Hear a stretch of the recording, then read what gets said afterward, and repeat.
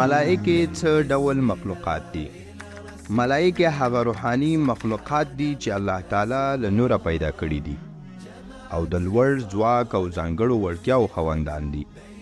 هغوی د الله تعالی ځانګړي او مکرم بندگان دي چې هیڅ کله د هغه له امر څخه سرغړونه نه کوي او تل د هغه په عبادت او اطاعت کې بوخت وي.